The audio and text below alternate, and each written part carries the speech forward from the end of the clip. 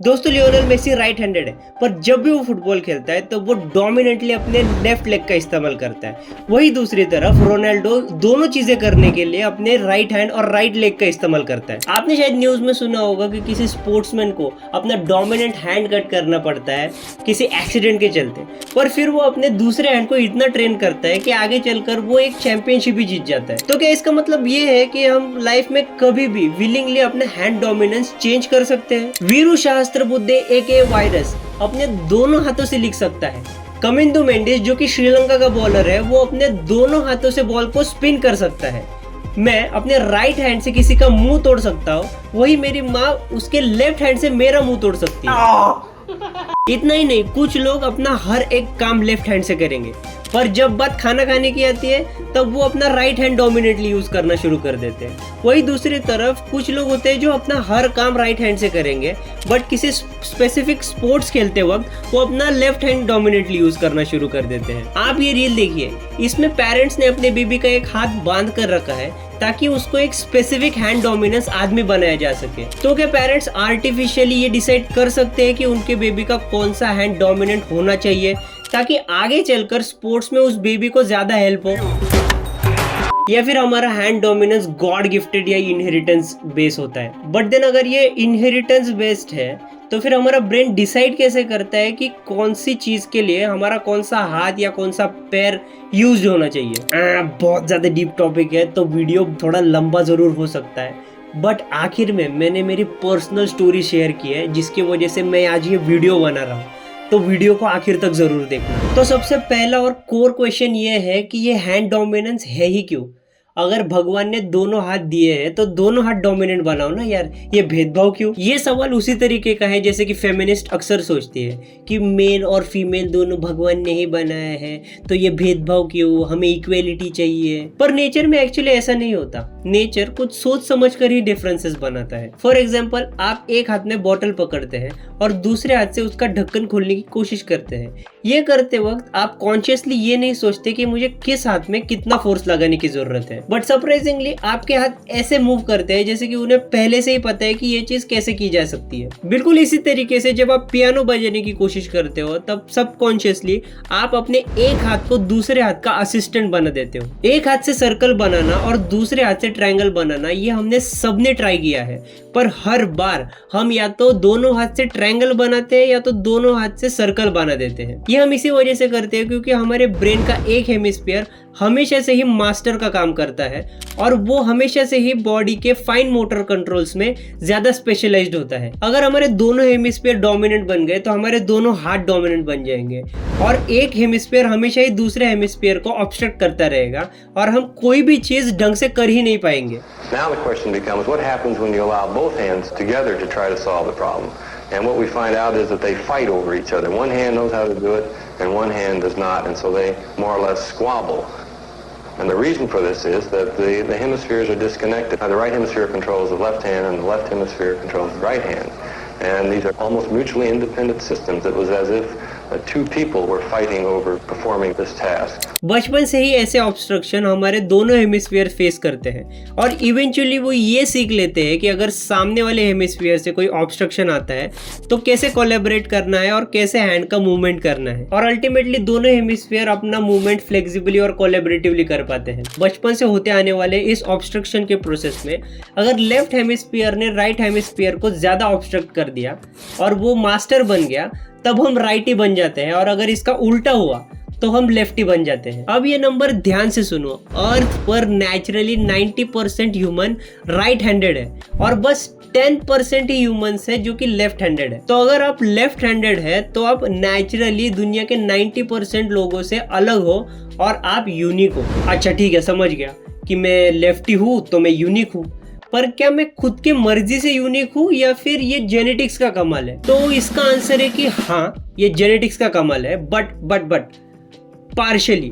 कैसे, मैं कुछ ही मिनट में आपको एक्सप्लेन करता हूँ। डॉक्टर क्रिस मैकमैनस नाम के एक रिसर्चर ने अपनी लेफ्ट हैंड राइट हैंड नाम की बुक पब्लिश की जिसमें उन्होंने 70,000 बच्चों पे स्टडी किया और उन्हें पता चला कि माँ बाप अगर दोनों ही राइट हैंडेड है फिर भी बच्चे के लेफ्ट हैंडेड होने के चांसेस तब भी 9% के होते हैं। और अगर सोचो कि माँ बाप में से एक भी लेफ्ट हैंडेड है तब भी ये परसेंट ज़्यादा नहीं बढ़ता। बच्चे के लेफ्ट हैंडेड होने के परसेंटेज फिर भी 19% के ही रहते हैं। इवन इफ माँ बाप दोनों ही लेफ्ट हैंडेड हो, फिर भी बच्चे के लेफ्ट हैंडेड होने के चांसेस तब भी 26 से 35% के बीच में ही होते हैं। इससे ये प्रूफ होता है कि जेनेटिक्स अकेला डिक्टेट नहीं करता कि बेबी राइट हैंडेड होगा या लेफ्ट हैंडेड। और ये साइंटिफिकली प्रूवन है कि हमारे बॉडी में कोई भी ऐसा सिंगल स्पेसिफिक जीन नहीं है जो कि लेफ्ट हैंड स्पेसिफिक जीन हो। और एक्चुअली इसके टोटली अपोजिट स्टडी की गई है कि हमारे बॉडी में 40 अलग अलग ऐसे जेनेटिक वेरिएंट्स हैं जो कि हमें लेफ्ट हैंडेड बनाने में रिस्पॉन्सिबल है। ये स्टडी जीनोम वाइड एसोसिएशन नाम की किसी संस्था ने की है और ये रहे उन 40 जीन्स की डिटेल्स। ट्विन्स एविडेंस ये एक ऐसा ठोस प्रूफ है जिससे हमें पता चलता है कि जेनेटिक्स बस अकेला नहीं है कि जो हैंडेडनेस डिसाइड करता है। आइडेंटिकल ट्विन 100% डीएनए शेयर करते हैं, बट स्टिल उनमें से 20% ऐसे होते हैं जिनमें से एक ट्विन राइट हैंडेड होता है और एक ट्विन लेफ्ट हैंडेड। सोचो, ट्विन्स जो लगभग एक जैसे दिखते हैं, उनका स्किन कलर भी सेम है, फिर भी एनवायरमेंटल इन्फ्लुएंस की वजह से लगभग 20% ऑफ ट्विन्स दोनों अलग अलग हाथों से लिखते हैं। अब अगर हमारे आजू बाजू का एनवायरनमेंट हमारे हैंडेडनेस पर इतना ज्यादा इन्फ्लुएंस कर सकता है, तो क्या हमारे पेरेंट्स हम पर इन्फ्लुएंस करके हमारे डोमिनेंट हैंड को बचपन में ही चेंज नहीं करवा सकते? इसे समझने के लिए हमें हैंडेडनेस की हिस्ट्री में जाना पड़ेगा। लेट 20th सेंचुरी तक अमेरिका, यूरोप और एशिया के कुछ कुछ जगहों पर लेफ्ट हैंड से लिखने वाले लोगों को बहुत ही अलग और बुरी नजरों से देखा जाता था। उस जमाने में राइट हैंड से लिखने के लिए बच्चों को सख्ती की जाती थी। अगर फिर भी बच्चे अपने लेफ्ट हैंड का इस्तेमाल करते थे तो उनके हाथ को ऐसे पीछे बांधा जाता था या फिर उनके हाथ के पीछे ऐसे छड़ी से मारा जाता था। इस तरीके से वो अपने राइट हैंड से लिखना तो शुरू कर देते थे, बट फिर भी बाकी की सारी चीजें जैसे कि बॉल थ्रो करना या फिर खाना खाना वो अपने लेफ्ट हैंड से ही करते थे। ऐसे लोगों को साइंटिफिक लिटरेचर में कन्वर्टेड लेफ्ट हैंडर्स या फिर रिट्रेंड लेफ्ट हैंडर्स बोला जाता है। सो यस, हमारे पेरेंट्स और टीचर हमें किसी स्पेसिफिक चीज के लिए लेफ्ट हैंडेड से राइट हैंडेड या फिर राइट हैंडेड से लेफ्ट हैंडेड बना सकते हैं, बट फिर भी उस एक ट्रेंड चीज के लिए ही हम वो स्पेसिफिक हैंड यूज कर पाएंगे और बाकी सारी चीजों के लिए हम हमारा नेचुरल हैंड ही यूज करेंगे। आप ये टेबल देखो जिसमें 11 कन्वर्टेड लेफ्ट हैंडर्स को अलग अलग चीजें करने को बोली गई, पर फिर भी लिखने के अलावा बाकी सारी चीजें उन्होंने अपने डोमिनेंट लेफ्ट हैंड से ही की। But what about Lionel Messi and Kamindu Mendis, जिनकी मैंने वीडियो के स्टार्टिंग में बात की थी? ये स्पोर्ट्स पर्सन अपने आप को अपोजिट हैंड या फिर अपोजिट लेग को यूज करने के लिए फोर्स क्यों करते हैं? अब यहाँ से आगे चीजें काफी ज्यादा इंटरेस्टिंग होना शुरू हो जाएंगी, आप ध्यान से सुनना। बहुत सारे कोचेस इंटेंशनली अपने बच्चों को अपोजिट हैंड की ट्रेनिंग देना शुरू करते हैं सिंपली बिकॉज उनको आगे चलकर स्पोर्ट्स में एक अनफेयर एडवांटेज मिल सके। राफेल नदाल जो टेनिस के बहुत बड़े लेजेंड है, वो जिंदगी में अपनी हर चीज राइट हैंड से करते हैं। Además de jugar al tenis, ¿puedes hacer más cosas con la izquierda? Probablemente no. पर जब बात टेनिस की आती है तब वो लेफ्ट हैंड से जो सर्व करते हैं वो शायद उनके जैसा कोई और नहीं कर सकता, और उनको ये चीज गॉड गिफ्टेड नहीं मिली है, उन्होंने ये चीज खुद सीखी है। अब आप ये पूछोगे कि उन्होंने ऐसा क्यों किया?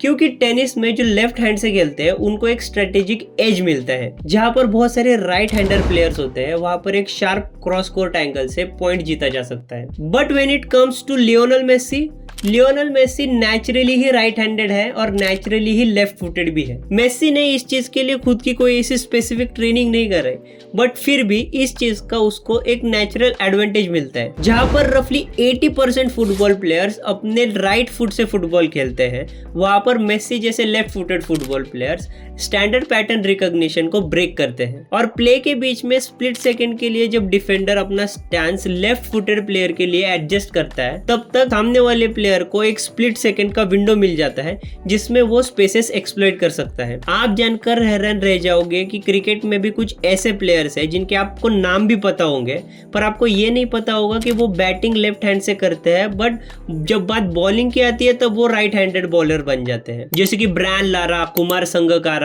बेन स्टोक्स, सौरव गांगुली और हमारा प्यारा यूनिवर्स बॉस क्रिस गेल। अब आप सोचोगे कि कमिंदु मेंडिस ऐसा क्या करता है कि वो अपने दोनों हाथों से बॉल को स्पिन कर सकता है? कमिंदु मेंडिस ये चीज इसलिए कर सकता है क्योंकि कमिंदु मेंडिस एक एम्बिडेक्स्ट्रस बॉलर है। अब जो आदमी कोई चीज अपने दोनों हाथों से बखूबी कर सकता है ना, उसको एम्बिडेक्स्ट्रस पर्सन बोला जाता है। एम्बिडेक्स्ट्रस दो तरीके के होते हैं, एक जो नेचुरली एम्बिडेक्स्ट्रस लोग होते हैं, ये लोग बहुत बहुत बहुत ही ज्यादा रेयर होते हैं। ग्लोबल पॉपुलेशन के 1% लोग ही नेचुरली एम्बिडेक्स्ट्रस होते हैं, बट सेकेंड टाइप के लोग होते हैं ट्रेंड एम्बिडेक्स्ट्रस, जैसे कि कमिंदु मेंडिस जैसे लोग। अब मुझे नहीं लगता कि ये वीडियो देखने वाला कोई भी नेचुरली एम्बिडेक्स्ट्रस होगा, बट आप कमिंदु मेंडिस की तरह खुद को ट्रेन कर सकते हो एक स्पेसिफिक मोटर स्किल में। ये चीज अचीवेबल इसलिए है क्योंकि बॉलिंग एक क्लोज लूप और हाईली रिपीटेबल मोटर स्किल है। दोनों हाथ से बॉलिंग करने के लिए आपको सिमेट्रिकल ब्रेन होने की जरूरत नहीं है,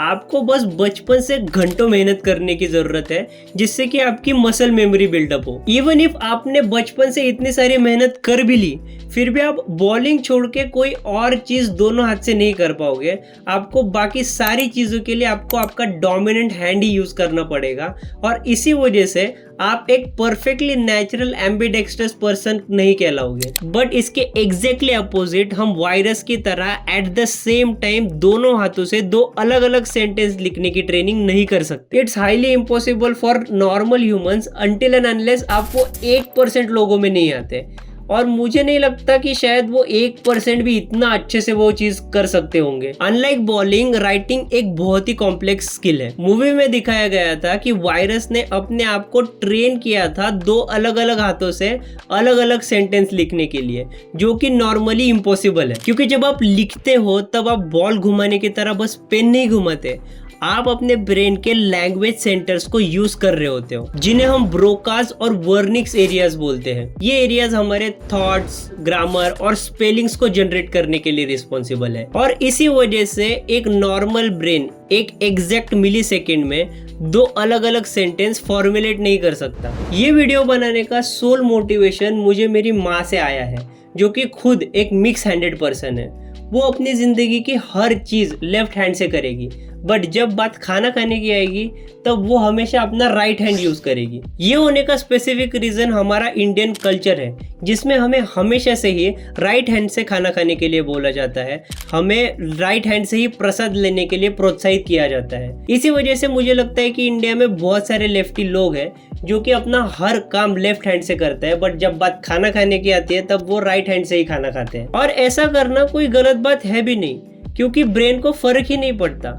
ब्रेन हमेशा एफिशिएंसी को वैल्यू देता है, ना कि हम कौन सा हाथ यूज कर रहे हैं या फिर पैर यूज कर रहे हैं इस चीज को। हमारा ब्रेन सोचता है कि स्पेसिफिक टास्क करने के लिए कौन सा हाथ या कौन सा पैर ज्यादा बेटर रहेगा, और सिंपली वो उस हाथ को या पैर को यूज कर लेता है। इसी वजह से रिसर्च के दौरान रिसर्चर्स भी आपकी राइटिंग के ऊपर आपका हैंडेडनेस डिसाइड नहीं करते, बल्कि वो आपको और भी अलग अलग सवाल पूछते हैं, जैसे कि आप कौन से हाथ से बॉल थ्रो करते हो, आप कौन से हाथ से ब्रश करना पसंद करते हो, अगर आपको टेलीस्कोप में देखना रहा तो आप किस आई से देखना प्रेफर करते हो, आप फुटबॉल को किस पैर से लात मारना पसंद करोगे, और आपको अगर फोन आया तो आप वो फोन किस कान में लगाना पसंद करोगे। क्योंकि ऐसा पॉसिबल है कि आप राइट फुटेड, लेफ्ट आई, राइट ईयर्ड और लेफ्ट हैंडेड हो। मिलते हैं अगली वाली वीडियो में।